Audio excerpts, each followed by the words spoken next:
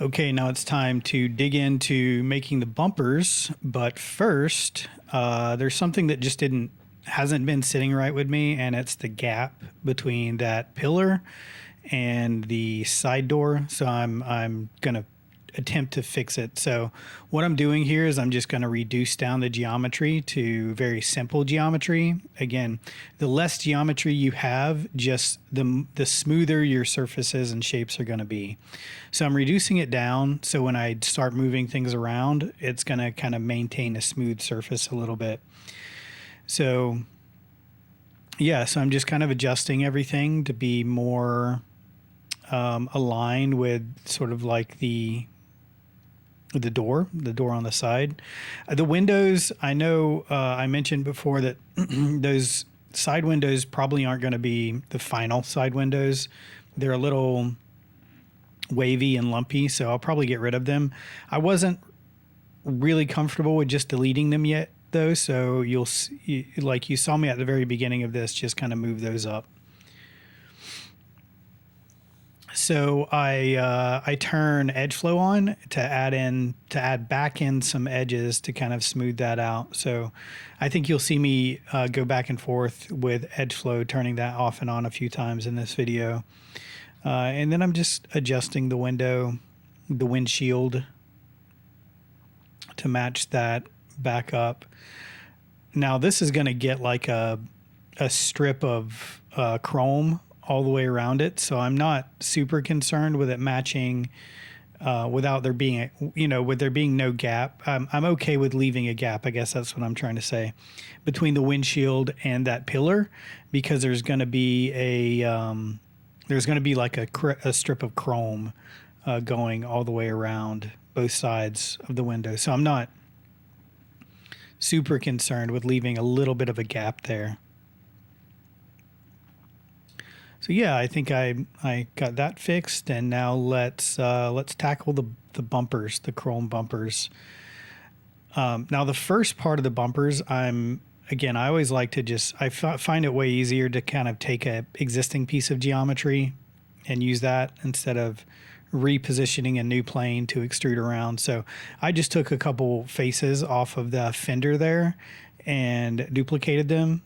And then I'm going to use those to start that front bumper.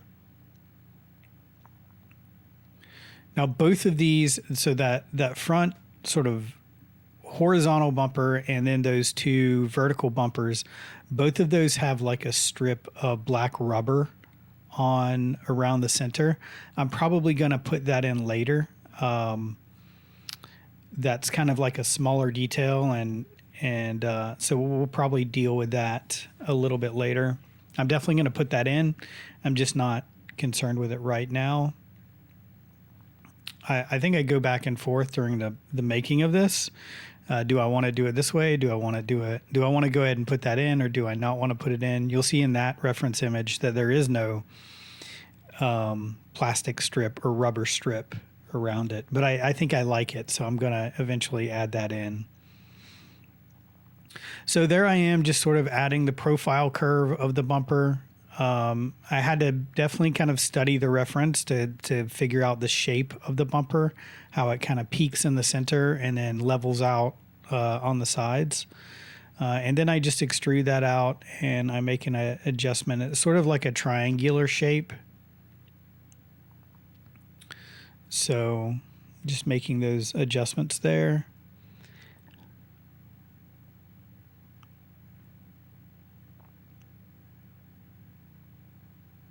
I think here I'm realizing it's probably a little bit too thin in the center, so I'm widening that a little bit.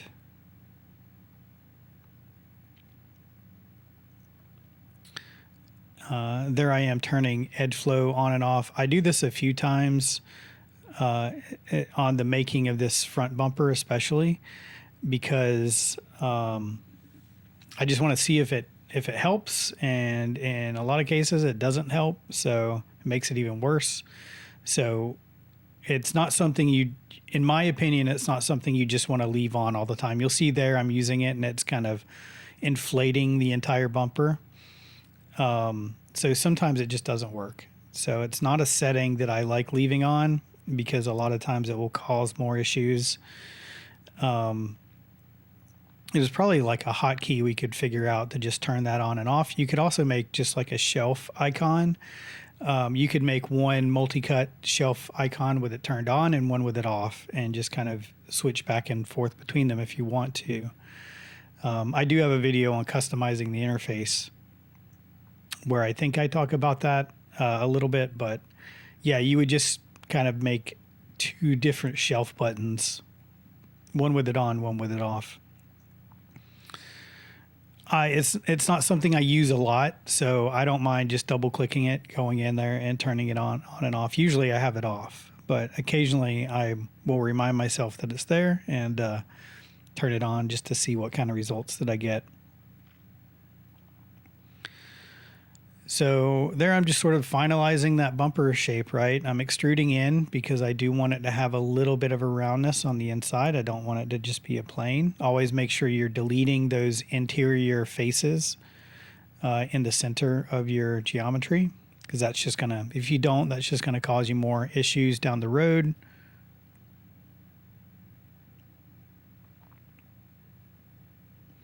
It's funny because a lot of times when I do these voiceovers of the time lapses, I'll see things that I actually want to go back and change.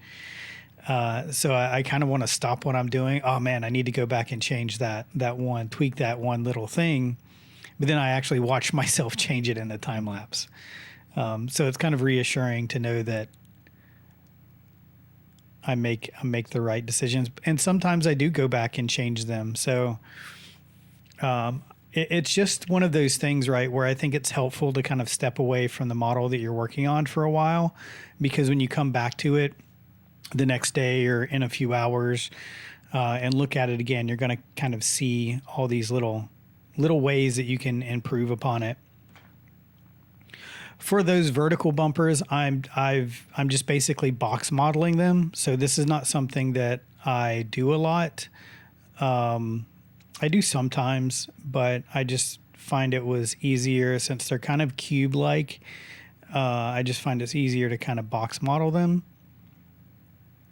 And I didn't want to have one just sort of tearing through the other one like that. So what I'm doing there is just sort of getting ready to build like to cut it out. So there's like a little bit of a surface gap between the two pieces.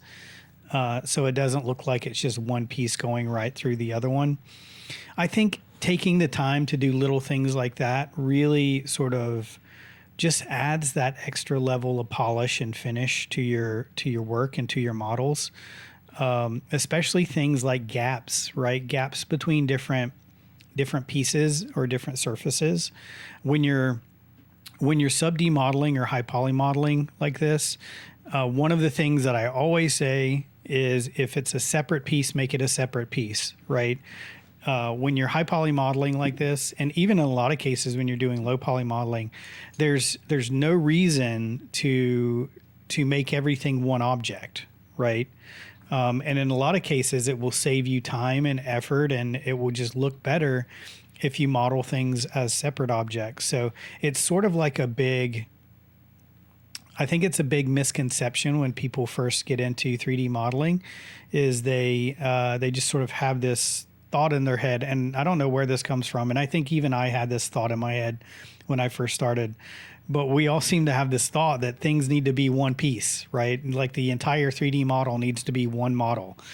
That is one of the most important things that I've learned over the years about 3D modeling is make them separate pieces. There's no reason to make everything one model, right? As in one solid piece of geometry.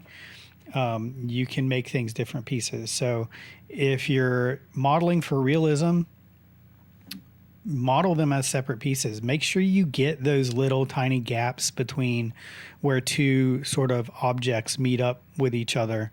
It's just going to add that extra level of polish to your model. Now, these are still kind of tearing through each other a little bit on the corners there, but I think that's just enough of a little gap to kind of get it. So I don't mind that it's kind of going through a little bit there. but I'm liking the way that looks. So I'm just going to go over and do that to the other side as well. But yeah, just try to keep repeating that to yourself, right? Is like, if it's a separate piece, make it a separate piece. I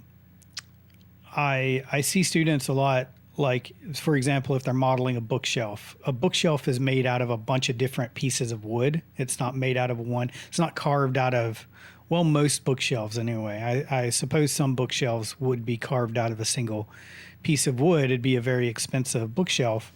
But most bookshelves are made out of individual planks of wood.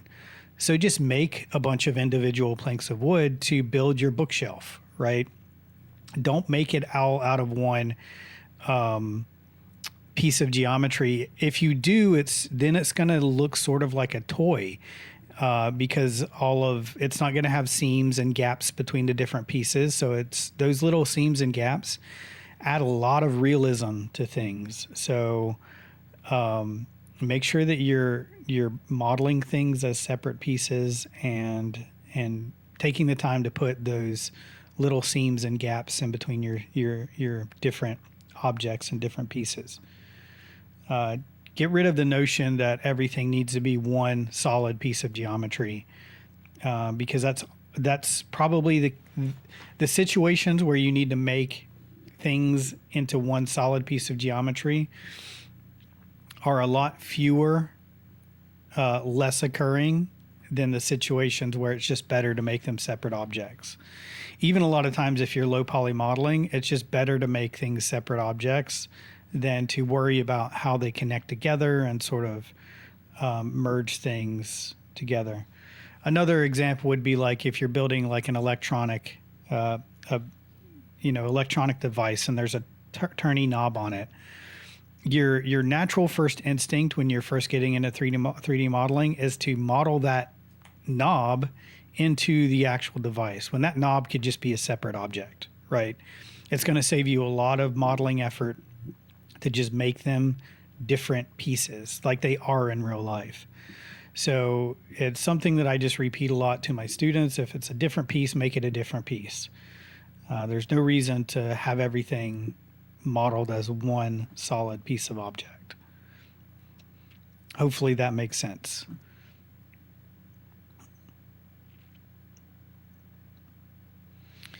And even if it does at some point, like if you're doing a high poly model and a low poly model, you can always connect them up later. And I think kind of doing what I'm doing here with these two will help with that, right? So that would just be like another step connecting them up. But I like getting the shapes established first. And then if I do need to connect two pieces, I will connect them after I establish those major shapes. So there I'm kind of finishing up that front bumper. I think that looks pretty good. I think I just spend some time here looking at it, maybe watching a YouTube video or something as well. But I think I just spend a lot of time analyzing, assessing it, looking at my different reference images. Now I'm kind of looking at the back because I'm going to do the back bumper next.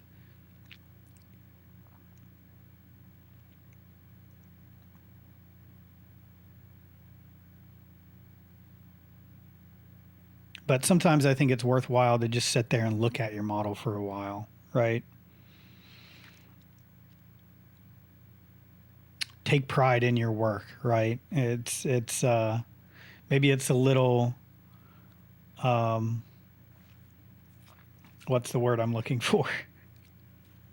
Maybe it's a little prideful, but sometimes if you do a good job on something, you just want to sit back and look at it for a minute and say, yeah, I did a pretty good job on that. So here I'm basically doing the exact same thing. The rear bumper is going to be a little bit easier because it doesn't have that peak shape in the center like the front bumper does. So this one's going to be a little bit easier to create. But I'm basically just doing the exact same thing here. I'm extruding.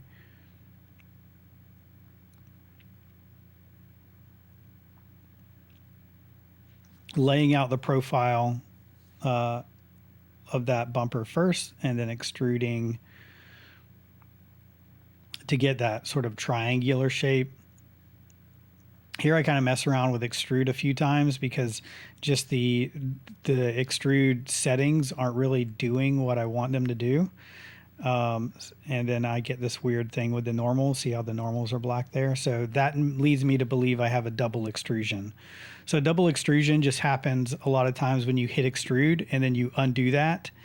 But you only undo the move. You're not undoing the actual extrude. So sometimes you get these double extrusions on top of each other. So that's something you have to be very careful about as you're modeling. And that's probably, as a teacher and seeing my students model, that's probably like 75% of the time. That's where a lot of the issues come from when they run into like non-manifold geometry and things like that. A lot of those issues come from double extruding because they'll extrude, hit undo, and that just undoes or undoes the move and doesn't actually undo the extrude. So then you hit extrude again and you get these double extrusions. Eventually what I decided to do is just switch to my move tool and just move it manually. So I just kind of move it in manually and then scale it in manually. And that kind of gives me the result that I'm looking for.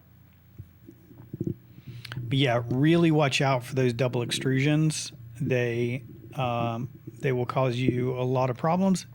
And as you can see, even I will do double extrusions from time to time. A really good thing to do as well is to keep your channel box open. Like I have my channel box open there on the right. And this is where history can actually be a little helpful, because a lot of times you just look at the history of like, why is this here if I just constantly have to delete it, right? It's just recording every action that you do. And a lot of times if you keep an eye on your history, you can see when you're doing a double action because that double extrusion will show up in your history. So if you have a weird thing going on, you can kind of look through your history and see like, okay, right there, I did a double extrusion. And somewhere in here I have a double extrusion. So it can be very helpful to keep an eye on your history as you're modeling. So it's not something that's just there for you to constantly delete. It does actually serve multiple purposes. Yeah, I think I was just checking the spacing between the bumper and the body of the car a few times there. I want to point out that I'm getting a lot wrong, and it's okay. I'm 100% okay getting some of these details wrong.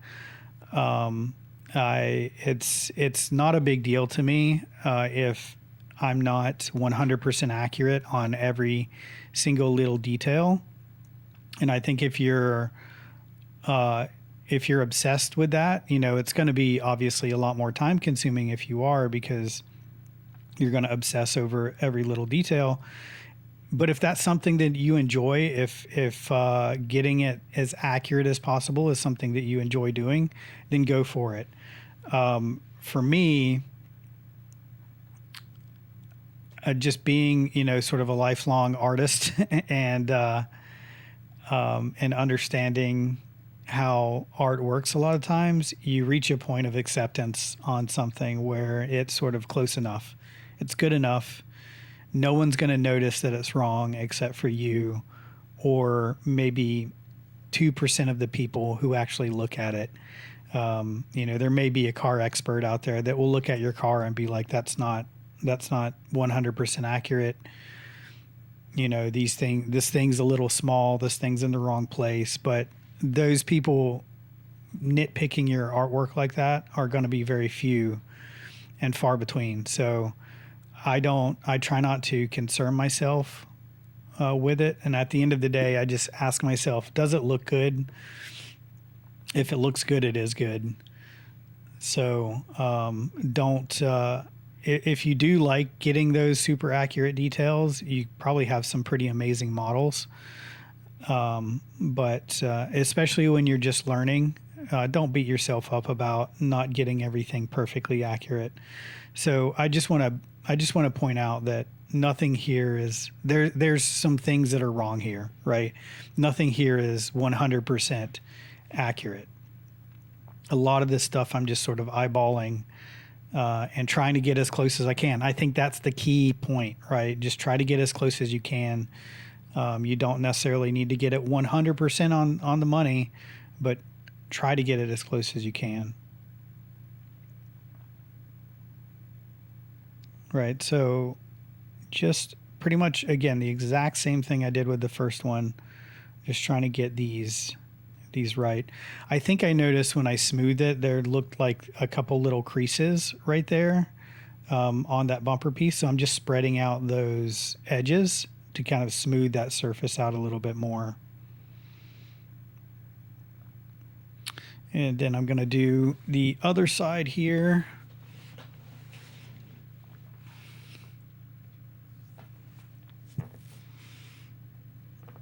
And probably just taking a break, watching a YouTube video or something, pausing it, or just looking at some reference images. Sometimes I just keep reference images off to the side or Google, and I'll just search, look for things. But I think I was just kind of being a little bit relaxed when I was doing this. So, but yeah, you know, I want to point out that I want to just emphasize that I'm not getting all these details perfectly right. And I recognize that, but they're close enough to look good. And only a nitpicker would really know the difference. So I think, you know, don't just blatantly get things wrong, right? You know, there's a difference between not caring and not caring at all and not caring that much, I guess. There's a huge difference between that. If you don't care at all, you'll end up just making it wildly inaccurate. And I don't want it to be wildly inaccurate. I want it to be accurate within a certain margin of error, right? And it's one of those things you just sort of have to ask yourself, is this good enough for me? And does it look good to me? Ask your peers for opinions, ask your colleagues, your coworkers, your teachers, your fellow students, ask for feedback. Critiquing your work is very important for growth. So, you know, make it as close as you can, and then ask your peers for advice or just their opinion, and then make the decision if you want to enact those changes or not. Sometimes the advice you get is sort of against your own, and that's completely fine as well. So you just do, you know, you are the master of your 3D model. You make the decisions that you think is right. I think here I'm pretty much just finished up, and I'm liking the idea of just making some proxy tires. These aren't the final tires that are going to be on the model, but I'm at a point where I want to see what it looks like with tires on it, or with sort of tire placeholders there. So I'm putting those in, trying to get the size right, and just kind of taking a look at what that looks like, what that is going to look like with tires. Those aren't at all sized correctly, so I do tweak them a few times. But there's nothing wrong with like putting sort of proxy geometry in, so you get the idea of the bigger picture. It's something I do quite often, and it makes it a little bit more enjoyable to work on, to me, because I can kind of see the end. I can see the light at the end of the tunnel with these bigger models like this, or more time-consuming models. When I just sort of add this proxy geometry, I can sort of see the light at the end of the tunnel.